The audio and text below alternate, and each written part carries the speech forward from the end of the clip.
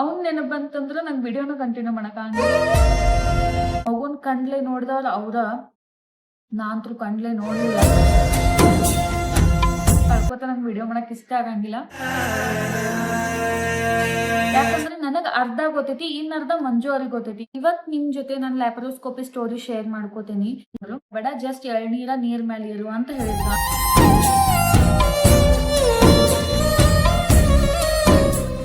ಯಾವಾಗ ಸ್ಟ್ರಾಂಗ್ ಆಗ್ತೇನಲ್ಲ ಅವಾಗ ಈ ವಿಡಿಯೋ ನಿಮ್ ಜೊತೆ ಶೇರ್ ಮಾಡ್ಕೋತೀನಿ.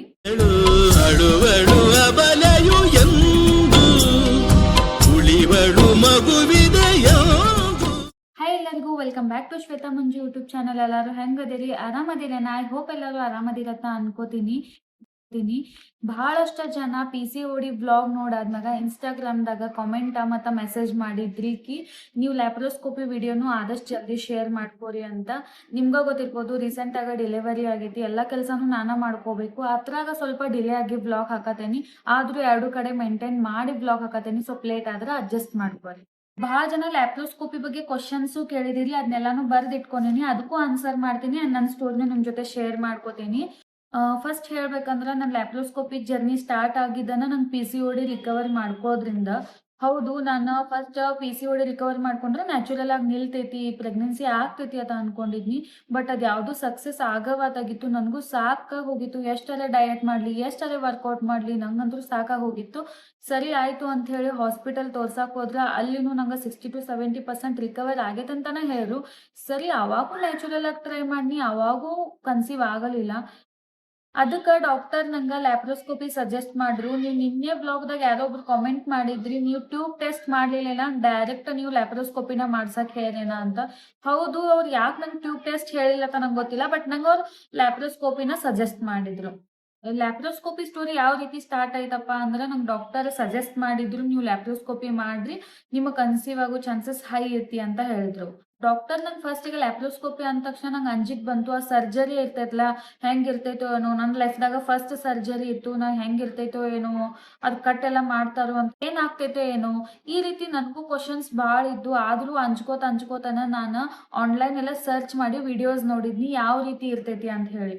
ಅದಕ್ಕೆ ಕೆಲವೊಂದೆಲ್ಲ ನಾನು ವಿಡಿಯೋಸ್ ನೋಡಿ ಸರಿ ಆಯಿತು ಅಂಥೇಳಿ ನಾನು ಪ್ರಿಪೇರ್ ಆದ್ನಿ. ಯಾಕಂದ್ರೆ ನಂಗೆ ಜಲ್ದಿ ಮಗು ಆಗೋದು ಭಾಳ ಇಂಪಾರ್ಟೆಂಟ್ ಇತ್ತು. ಅದಕ್ಕೆ ಆಲ್ರೆಡಿ ನಾನು ಭಾಳ ವರ್ಷ ಟೈಮ್ ವೇಸ್ಟ್ ಮಾಡಿದ್ನಿ. ಮಗು ಆಗ್ತೈತಿ ಅನ್ಕೊಂಡು ನಾನು ಭಾಳ ಟೈಮ್ ವೇಸ್ಟ್ ಮಾಡಿದ್ನಿ. ಈಗೂ ಅದನ್ನ ತಪ್ಪು ಮಾಡೋದು ಬೇಡ ಅಂತ ಹೇಳಿ ನಾವು ಲ್ಯಾಪ್ರೋಸ್ಕೋಪಿಗೆ ಒಪ್ಕೊಂಡು ಸ್ಟಾರ್ಟಿಂಗ್ ನಮ್ಮ ಮನ್ಯಾಗೂ ಎಲ್ಲರೂ ಬ್ಯಾಡ್ ಅಂದರು. ಬಟ್ ನಾನು ನನ್ನ ಗಂಡ ಒಪ್ಕೊಳ್ಳೋಣ, ಎಲ್ಲರೂ ಒಪ್ಕೊಂಡ್ರು. ಸರಿ ಆಯ್ತು ಅಂತ ಹೇಳಿ ಲ್ಯಾಪ್ರೋಸ್ಕೋಪಿ ಎಷ್ಟು ಖರ್ಚು ಬರ್ತೈತಿ ಏನು ಅಂತ ನಾವು ಅಡ್ವಾನ್ಸ್ ಆಗಿ ತಿಳ್ಕೊಂಡಿದ್ದು. ನಾವು ಫೈನಾನ್ಷಿಯಲಿನೂ ಪ್ರಿಪೇರ್ ಆದು ಆ್ಯಂಡ್ ಒಂದಿನ ಲ್ಯಾಪ್ರೋಸ್ಕೋಪಿ ಹೋಗಕ್ಕೆ ನಾನು ತಯಾರಾದ್ನಿ. ಲ್ಯಾಪ್ರೋಸ್ಕೋಪಿ ಮಾಡಿಸ್ಕೊಳ್ಳೋದು ಹಿಂದಿನ ದಿನ ಅಂದ್ರೆ ನಾಳೆ ಸರ್ಜರಿ ಐತಂದ್ರ ಇವತ್ತು ನನಗೆ ನೀನು ಬೆಳಗಿಂದ ಮಧ್ಯಾಹ್ನ ತನಕ ಊಟ ಮಾಡು, ಅದ್ರ ಮುಂದೆ ನೀನು ಊಟ ಮಾಡಬೇಡ, ಜಸ್ಟ್ ನೀರ್ ಮೇಲೆ ಇರು ಅಂತ ಹೇಳಿದ್ರು. ಅಂದ್ರೆ ನಾಳೆ ಸರ್ಜರಿ ಐತಂದ್ರ ಇವತ್ತು ಈ ರೀತಿ ಹೇಳಿದ್ರು. ಸರಿ ಆಯ್ತಂತ ಮಾರ್ನಿಂಗ್ ಲೈಟಾಗಿ ಉಪ್ಪಿಟ್ಟು ನಾಷ್ಟ ಈ ರೀತಿ ಮಾಡಿದ್ನಿ. ಅದ್ರ ಮುಂದೆ ನಾನು ಎಳ್ನೀರ ಜ್ಯೂಸ ಇದ್ರ ಮೇಲೆ ಇದ್ನಿ. ಆ್ಯಂಡ್ ನೈಟ್ದಿಂದ ಬೆಳಗ್ಗೆ ಅದನ್ನು ಬಂದ್ ಮಾಡಕ್ ಹೇಳಿದ್ರು. ಅಂದ್ರೆ ಈಗ ಬೆಳಗಿಂದ ಸಂಜೆ ತನಕ ಎಳ್ನೀರ ಜ್ಯೂಸ ಉಪ್ಪಿಟ್ಟು ಅಂಡ್ ನೈಟ್ ಏನೂ ಇಲ್ಲ, ನೀರ್ ಸಕಟ್ಟಿಲ್ಲ, ಹಂಗ ಬರಕ್ ಹೇಳಿದ್ರು. ಸರಿ ಆಯ್ತಂತ ಹೇಳಿ ನಾನು ಪೂರ್ತಿ ಖಾಲಿ ಹೊಟ್ಟೆ ಇಟ್ಕೊಂಡ ಒಂದ್ ಜೊತೆ ಬಟ್ಟೆ ತಗೊಂಡ್ ಹೋಗಿದ್ನಿ. ಅವ್ರ ನಂಗೆ ಅಡ್ವಾನ್ಸ್ ಹೇಳಿದ್ರು ಒಂದಿನ ಅಡ್ಮಿಟ್ ಮಾಡ್ಕೋತೀವಿ ಅಂತ ಹೇಳಿ. ನಾವು ಲ್ಯಾಪ್ರೋಸ್ಕೋಪಿ ಮಾಡ್ಸಕ ಹೋದು. ಬಹಳಷ್ಟು ಹಸು ಎಲ್ಲ ಆಗ್ತಿತ್ತು. ಯಾವತ್ತೂ ಅಷ್ಟು ನಾ ಹಸು ಕಂಟ್ರೋಲ್ ಮಾಡ್ದಕ್ಕೆ ಅಲ್ಲ, ಆದ್ರೂ ನಾ ಹೆಂಗೋ ಹಸು ಕಂಟ್ರೋಲ್ ಮಾಡ್ಕೊಂಡು ಎಳ್ನೀರ ಜ್ಯೂಸ್ ಮ್ಯಾಗ ಒಂದಿನ ತೆಗೆದು ಮರನೇ ದಿನ ಹೋಗ್ಬೇಕಾದ್ರೆ ನಂಗೆ ಚಕ್ರನ ಬರಾಕತ್ತಿತ್ತು, ಅಂದ್ರೆ ತಲೆ ಸುತ್ತ ಬರಾತಿತ್ತು ನಂಗೆ. ಆದ್ರೂ ಹೆಂಗೋ ಹಾಸ್ಪಿಟಲ್ ತಕ ಹೋಗಿ ಮುಟ್ಟಿನಿ. ನಾ ಯಾವುದೇ ರೀತಿ ಪರ್ಸನಲ್ ವೆಹಿಕಲ್ದಾಗೂ ಹೋಗ್ಲಿಲ್ಲ, ಬಸ್ಲೇನ ಹೋಗಿದ್ದು ನಾನು ಮತ್ತು ಮಂಜು ಅವರ. ಬಸ್ಲೆ ಹೋಗಿ ಹಾಸ್ಪಿಟಲ್ಗೆ ಹೋದಾದ ತಕ್ಷಣ ಅವ್ರು ನನಗೆ ಕೆಲವೊಂದು ಪ್ರೊಸೀಜರ್ ಎಲ್ಲ ಇದ್ದು, ಅಡ್ವಾನ್ಸ್ ಬಿಲ್ ಪೇ ಮಾಡೋದೆಲ್ಲ ಇರ್ತಾವು. ಆಮೇಲೆ ಅದು ಯಾವ ರೀತಿ ಇರ್ತೈತಿ, ಹೆದರ್ಬೇಡ ಅದೆಲ್ಲ ಸ್ವಲ್ಪ ಹೇಳಿದ್ರು. ಆಮೇಲೆ ನನಗೆ ಆಪರೇಷನ್ ಥಿಯೇಟರ್ಗೆ ಕರ್ಕೊಂಡು ಹೋದ್ರು. ಆಪರೇಷನ್ ಥಿಯೇಟರ್ ಒಳಗೆ ಸೈಡ್ ಎಲ್ಲ ಇನ್ಸ್ಟ್ರೂಮೆಂಟ್ಸ್ ಎಲ್ಲ ನೋಡಿ, ಆ ಮಷಿನರಿ ನೋಡಿ, ಡಾಕ್ಟರ್ಸ್ನೆಲ್ಲ ನೋಡಿ ನಂಗೆ ಭಯಾನ ಸ್ಟಾರ್ಟ್ ಆಗೋಯ್ತು. ಅಳಾಕ ಸ್ಟಾರ್ಟ್ ಮಾಡಿ ಡಾಕ್ಟರ್ ನನಗೆ ನನ್ನ ಅಂಜಿಕೆ ಡಾಕ್ಟರಿಗೆ ಗೊತ್ತಾಯಿತು. ಅವ್ರು ಹೆದರ್ಬೇಡ, ಹಂಗ ಹಿಂಗ, ನಿಮ್ಮ ಹೆಸರೇನ ಅಂತ ಕೇಳಿದ್ರು. ನನ್ನ ಹೆಸರು ಇನ್ನೇನು ಹೇಳಾಕತ್ತಿದ್ನಿ, ಪೂರ್ತಿನೂ ನಾ ಹೇಳೋದು ಮುಗಿಸ್ಲಿಲ್ಲ. ನನಗೆ ಅವ್ರ ಹೆಸರು ಕೇಳ್ತಾ ಒಂದು ಸೈಡ್ ಕೈಗೆ ಇಂಜೆಕ್ಷನ್ ಕೊಟ್ಟರು. ಆ ಇಂಜೆಕ್ಷನ್ಲೆ ನನಗೆ ಫುಲ್ ಅನಸ್ತೇಷಿಯಾ, ಅಂದ್ರೆ ಫುಲ್ ನಾ ಕಣ್ಣು ಮುಚ್ಚಿ ಮಲ್ಕೊಂಡ್ಬಿಟ್ನಿ, ಅಂದ್ರೆ ಫುಲ್ ನಾ ಸುಂದ ಆಗ್ಬಿಟ್ನಿ. ಕಂಪ್ಲೀಟ್ ಅನಸ್ತೇಷಿಯಾ ಕೊಟ್ಟಿದ್ರು. ಅದು ಗೊತ್ತಾಗ್ಲಿಲ್ಲ ನಿಮಗೆ ಆಪರೇಷನ್ ಮಾಡತಾರೋ ಏನ್ ಮಾಡತಾರೋ ಅದು ಏನೂ ಗೊತ್ತಾಗ್ಲಿಲ್ಲ. ಆಮೇಲೆ ಸ್ವಲ್ಪ ಹೊತ್ತು ಬಿಟ್ಟಾದ್ಮೇಲೆ ವಾರ್ಡಿಗೆ ತಂದು ನಂಗೆ ಶಿಫ್ಟ್ ಮಾಡಿದ್ರು. ನಾನು ಕಣ್ ಬಿಟ್ಟು ನೋಡಿದಾಗ ನಾ ವಾರ್ಡ್ದಾಗಿದ್ನಿ. ನನಗೆ ಇಷ್ಟ ಗೊತ್ತೈತಿ ಅನಸ್ತೇಷಿಯಾ ಕೊಟ್ಟಿದ್ದೊಂದು ಬಿಟ್ರೆ ಆಪರೇಷನ್ ಟೈಮ್ದಾಗ ಏನಾಯಿತು, ಅವ್ರು ಯಾವ ರೀತಿ ಆಪರೇಷನ್ ಮಾಡಿದ್ರು ಏನೂ ಗೊತ್ತಾಗಲಿಲ್ಲ, ಏನು ಪೇನೂ ಆಗಲಿಲ್ಲ, ಏನೂ ಇಲ್ಲ. ಬಟ್ ನಾನು ಕಣ್ ಬಿಟ್ಟು ನೋಡಿದಾಗ ನಾನು ವಾರ್ಡ್ಗೆ ಶಿಫ್ಟ್ ಆಗಿದ್ನಿ. ಶಿಫ್ಟ್ ಆದಾಗ ನನ್ನ ಸೈಡ್ ಮಂಜು ಅವರಿದ್ರು ಆ್ಯಂಡ್ ಅವ್ರ ಜೊತೆ ಸ್ವಲ್ಪ ಎಲ್ಲ ಮಾತಾಡ್ನಿ. ಒಂದು 1 ಅವರ್ ಏನು 1.5 ಅವರ್ ಬಿಟ್ಟು ನನಗೆ ಒಂದು ಸ್ವಲ್ಪ ಅವ್ರು ಹಾಸ್ಪಿಟಲ್ದಾಗ ತಯಾರು ಮಾಡಿದ ಒಂದು ಉಪ್ಪಿಟ್ಟ ಮತ್ತು ಒಂದು ಫ್ರೂಟ್ ಜ್ಯೂಸ್ ಕೊಟ್ಟರು. ಸ್ವಲ್ಪ ಹೊತ್ತು ಆಗೋಣ ಒಂದು 2 ಅವರ್ಸ್ ಎಲ್ಲ ಆಗೋಣ ಕೊಟ್ಟಿದ್ರೇನೋ ಅಷ್ಟೊಂದು ನೆನಪಿಲ್ಲ ಈಗ. ಒಂದು 2 ಅವರ್ಸ್ ಆಗೋಣ ಕೊಟ್ಟರು. ಅದನ್ನ ತಗೊನಿ. ಬಟ್ ಆಮ್ಯಾಗ ನಂಗೆ ಏನು ಪೇನೂ ಆಗಲಿಲ್ಲ. ಕೆಲವೊಬ್ರಿಗೆ ಏನಾರ ಪೇನ್ ಆದ್ರೆ ಸ್ವಲ್ಪ ಎಲ್ಲ ಪೇನ್ ಆಗಬಹುದು ಕೆಲವೊಬ್ರಿಗೆ, ಅದಾದ್ರೂ ಇಂಜೆಕ್ಷನ್ ಕೊಡ್ತಾರು. ಬಟ್ ನನಗೆ ಯಾವುದೇ ರೀತಿ ಪೇನೂ ಆಗಲಿಲ್ಲ. ಜಸ್ಟ್ ಒಂದು 4-5 ತಾಸು ಆಗಾನೆ ಈವ್ನಿಂಗ್ನ ಎದ್ದು ನಿಂತು ಬಿಟ್ನಿ. ಡಾಕ್ಟರ್ ಅಂದರು ನೀವು ಸ್ಟ್ರಾಂಗ್ ಅದೇರಿ ಅಂತ. ಆಬ್ವಿಯಸ್ಲಿ ನಾ ಸ್ಟ್ರಾಂಗ್ ಅದೇನಿ, ಅದಕ್ಕೆ ದೇವ್ರು ನಂಗೆ ಈ ರೀತಿ ಪ್ರಾಬ್ಲಮ್ ಕೊಡ್ತಾನೆ ಅನಿಸ್ತೈತೆ. ಹೌದು ನಾ ಭಾಳ ಸ್ಟ್ರಾಂಗ್ ಅದೇನಿ. ಸೊ ಡಾಕ್ಟರ್ ಅಂದ್ರು ನೀವು ಸ್ಟ್ರಾಂಗ್ ಅದೀರಿ ಅಂತ. 4-5 ತಾಸು ನಾ ಎದ್ದು ನಿಂತು ಬಿಟ್ನಿ. ಆಮೇಲೆ ಅದೊಂದು ದಿನ ಅಲ್ಲೇ ಸ್ಟೇ ಅದು. ಮಾರನೇ ದಿನ ನಮಗೆ ಡಿಸ್ಚಾರ್ಜ್ ಕೊಟ್ಟರು. ನಾ ಮನೆಗೆ ಬನ್ನಿ. ಮನೆಗೆ ಬಂದ ಎದ್ದು ನಾರ್ಮಲಾಗಿ ಕೆಲಸ ಸ್ಟಾರ್ಟ್ ಮಾಡಿ ಯಾವುದೇ ರೀತಿ ಬೆಡ್ ರೆಸ್ಟ್ ಹೇಳಿರ್ಕಿಲ್ಲ. ನೀವೇನಾರ ವರ್ಕಿಂಗ್ ವುಮೆನ್ ಆಗಿದ್ರಿ, ಲ್ಯಾಪ್ರೋಸ್ಕೋಪಿ ಮಾಡಿಸ್ಕೊಂಡ್ರಿ ಅಂದ್ರೆ ಯಾವುದೇ ರೀತಿನೂ ನಿಮಗೆ ಬೆಡ್ ರೆಸ್ಟ್ ಹೇಳಂಗಿಲ್ಲ. ನೀವು ನಾರ್ಮಲ್ ರೂಟೀನ್ ಸ್ಟಾರ್ಟ್ ಮಾಡ್ಬೋದು. ಜಸ್ಟ್ 1 ಡೇ ರೆಸ್ಟ್ ಆದ್ರೆ ಭಾಳ ಆಯ್ತು. ಆದ್ರೂ ನಾ ಒಂದು 2 ಡೇಸ್ ರೆಸ್ಟ್ ತಗೊಂಡು ನಾರ್ಮಲಿ ರೆಸ್ಟ್ ತಗೊಂಡಾದ ತಕ್ಷಣ ಮತ್ತೆ ವಾಪಸ್ ನಾನು ಪುಣೆಗೆ ಬನ್ನಿ. ಯಾಕಂದ್ರೆ ನಾನು ಕೊಲ್ಲಾಪುರದಾಗ ಟ್ರೀಟ್ಮೆಂಟ್ ತಗೋತೀನಿ. ನಮ್ಮೂರು ನಿಪ್ಪಾಣಿ. ನಾ ಸರ್ಜರಿ ಮಾಡಿಸಿ ನಿಪ್ಪಾಣಿ ಒಳಗೆ 2 ದಿನ ನಿಂತು ಆಮೇಲೆ ನಾ ಮತ್ತೆ ವಾಪಸ್ ಪುಣೆಗೆ ಬನ್ನಿ. ಪುಣೆಗೆ ಬಂದಾದ್ಮೇಲೆ ನೆಕ್ಸ್ಟ್ ನನಗೇನು ಪೀರಿಯಡ್ ಟೈಮಿಂಗ್ ಇತ್ತಲ್ಲ ಆ ಟೈಮ್ದಾಗ ಕರೆಕ್ಟಾಗಿ ನನಗೆ ಪೀರಿಯಡ್ ಆಯಿತು. ಲೋ ಬ್ಲೀಡಿಂಗ್ ಇದ್ದಿದ್ದ ನಾರ್ಮಲ್ ಬ್ಲೀಡಿಂಗ್ ಆಗಿ ನಂಗೆ ಕರೆಕ್ಟ್ ಫ್ಲೋ ಆಗಿ ಎಲ್ಲ ಪೀರಿಯಡು ಕ್ಲಿಯರ್ ಆಯ್ತು. ಅದು ಒಂದೇನು ಪೀರಿಯಡ್ ಆಯಿತು ಅದ್ರ ಮೇಲೆ ನಂಗೆ ಕನ್ಸೀವ್ ಆಯ್ತು. ಅಂದ್ರೆ 1 ಮಂತ್ ನಂಗೆ ಪೀರಿಯಡ್ ಆಗಿ ನೆಕ್ಸ್ಟ್ ಮಂತ್ಗೆ ಅಂದ್ರೆ ನಂಗೆ ಕನ್ಸೀವ್ ಆಯ್ತು. ಈ ರೀತಿ ನನಗೆ ಲ್ಯಾಪ್ರೋಸ್ಕೋಪಿ ಹೆಲ್ಪ್ ಆಯ್ತು. ಯಾರೋ ಒಬ್ರು ಕೇಳಿ ಎಷ್ಟು ಮಂತ್ಲೆ ನಿಮ್ಗೆ ಕನ್ಸೀವ್ ಆಯ್ತು ಅಂತ ಹೇಳಿ. ಜಸ್ಟ್ ನಂಗೆ 1 ಮಂತ್ಲೆ ನಂಗೆ ಕನ್ಸೀವ್ ಆಯ್ತು. ಇದು ನಂದು ರಿಯಲ್ ಸ್ಟೋರಿ ಐತಿ. ಏನಾಯ್ತು ಅದನ್ನ ಇದ್ದಕ್ಕಿದ್ದಂಗೆ ಹೇಳತ್ತೀನಿ. ಆ್ಯಂಡ್ ಇನ್ನೂ ಒಂದು ಕೇಳಿದ್ರಿ ಎಷ್ಟು ಕಾಸ್ಟ್ ಆಯಿತು ಅಂತ ಹೇಳಿ. ಅದ್ರ ಬಿಲ್ ಇದ್ರೆ ನಾನು ನಿಮಗೆ ಇಲ್ಲಿ ಸೈಡ್ ಹಾಕಿರ್ತೇನು. ಐ ಥಿಂಕ್ ಮಂಜು ಅವ್ರ ಫೋನ್ ಒಳಗೆ ಐತಿ. ನಾನು ಎಡಿಟ್ ಮಾಡಬೇಕಾದ್ರೆ ಅದನ್ನ ಇಲ್ಲಿ ಸೈಡ್ ಹಾಕಿರ್ತೇನು, ನೀವು ನೋಡ್ರಿ. 43,000 ರೂಪಾಯಿ ಮೇನ್ ಬಿಲ್ ಆಯಿತು. ಅಂದ್ರೆ ಅವ್ರದ್ದು ಸರ್ಜರಿ ಮತ್ತು ಅವ್ರು ಒಂದಿನ ಸ್ಟೇ ಆಗಿದ್ದ ಮತ್ತು ಸರ್ಜರಿ ಟೈಮ್ದಾಗ ಯೂಸ್ ಮಾಡಿರೋ ಅವ್ರು ಏನು ಮೆಡಿಸನ್ ಎಲ್ಲ ಇರ್ತಾವಲ್ಲ ಅದಕ್ಕೆಲ್ಲ ಸೇರಿಸಿ 43,000 ರೂಪಾಯಿ ಬಿಲ್ ಆಯಿತು. ಡಿಸ್ಚಾರ್ಜ್ ಟೈಮ್ದಾಗ ನನಗೆ ಏನು ಮೆಡಿಸನ್ ಕೊಟ್ಟಿಲ್ಲ ಅದೊಂದು 60,000 ರೂಪಾಯಿ ಆಯಿತು. ಟೋಟಲ್ ನನಗೆ 50,000 ರೂಪಾಯಿ ಖರ್ಚು ಬಂತು ಲ್ಯಾಪ್ರೋಸ್ಕೋಪಿ ಮಾಡ್ಸಕ್ಕ. ಲ್ಯಾಪ್ರೋಸ್ಕೋಪಿನೂ ಆಯಿತು ಆ್ಯಂಡ್ 1 ಮಂತ್ ಆಗೋಣ ನಂಗೆ ಕನ್ಸೀವ್ನೂ ಆಯಿತು.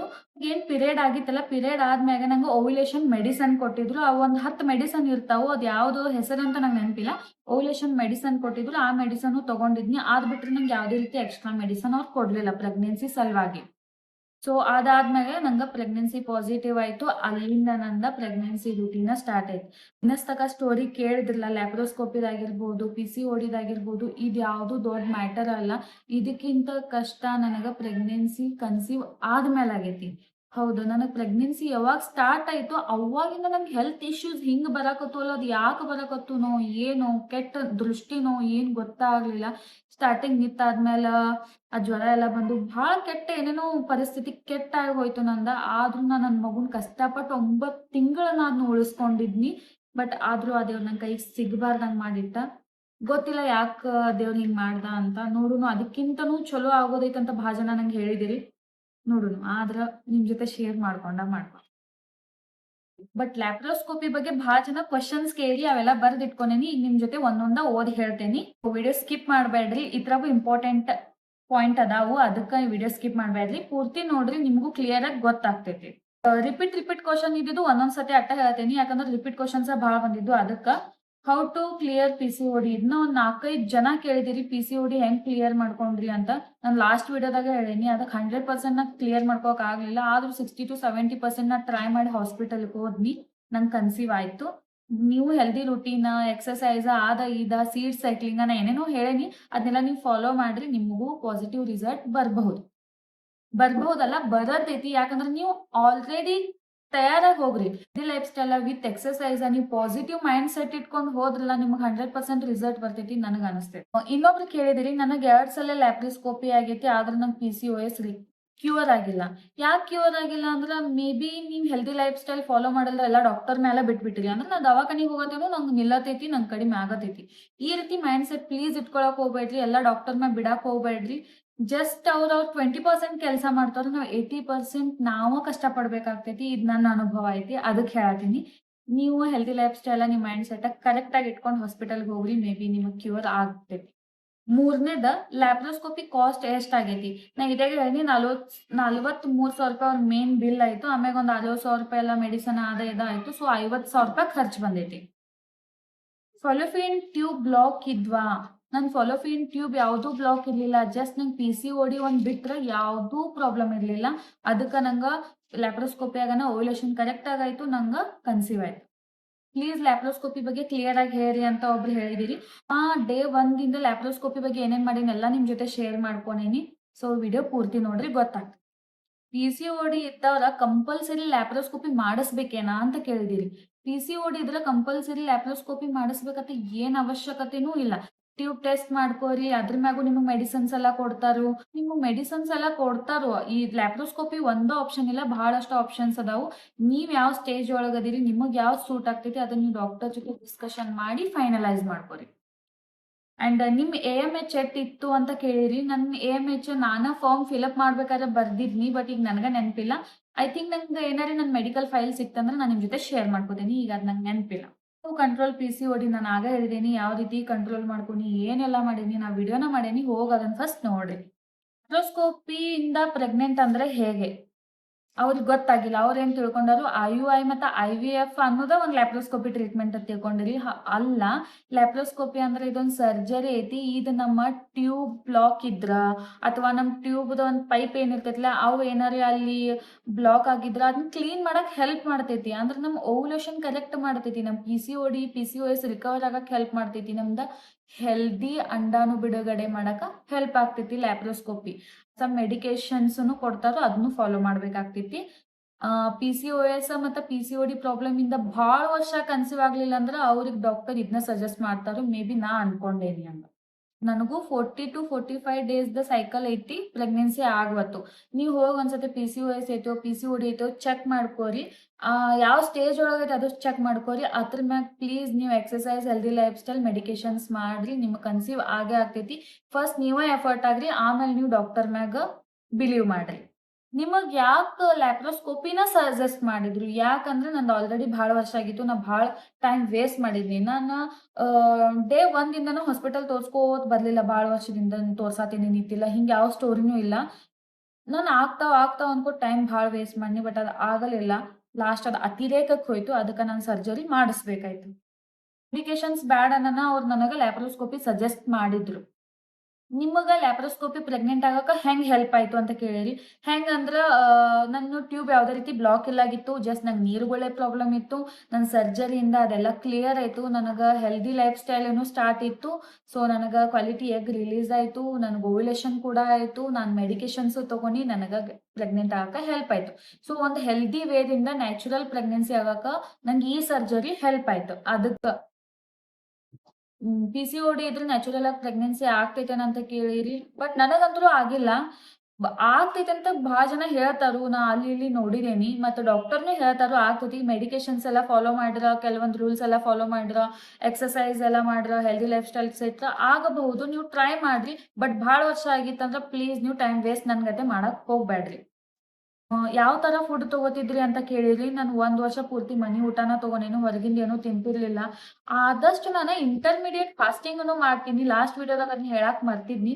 ಇಂಟರ್ಮಿಡಿಯೇಟ್ ಫಾಸ್ಟಿಂಗ್‌ನು ಮಾಡ್ತೀನಿ. ಅದ್ನ ನಾನ್ ಸ್ವಂತ್ಲೇನ ಮಾಡ್ತೀನಿ. ಡಾಕ್ಟರ್ ಕೇಳಿಲ್ಲ. ನಾನ್ ಸ್ವಂತ್ಲೇ ಮಾಡೀನಿ. ನಿಮಗ್ ಸೂಟ್ ಆದ್ರೆ ನೀವು ಮಾಡ್ರಿ, ಇಲ್ಲಕ ಮಾಡ್ಬೇಡ್ರಿ. ನಾ ಮಾಡ್ತಿದ್ನಿ. ನಂಗ್ ಸೂಟ್ ಆಗಿತ್ತು ಅದಕ್ಕ. ಅಂಡ್ ಇನ್ನೊಂದ್ ಲಾಸ್ಟ್ ಕ್ವೆಶ್ಚನ್ ಕೇಳಿರಿ. ನಿಮ್ ಮದುವೆಯಾಗಿ ಎಷ್ಟು ವರ್ಷ ಆಗೈತಿ ಅಂತ. ಮುಂದ್ ಪಾಪು ಐತಿ. ಅದ್ ಅಳಾತಿದ್ದಿದ್ ಏನ್ರ ಸೌಂಡ್ ಬಂದ್ರೆ ಸ್ವಲ್ಪ ಅಡ್ಜಸ್ಟ್ ಮಾಡ್ಕೊರಿ. ಅದ್ ಅಳಾತಾನು.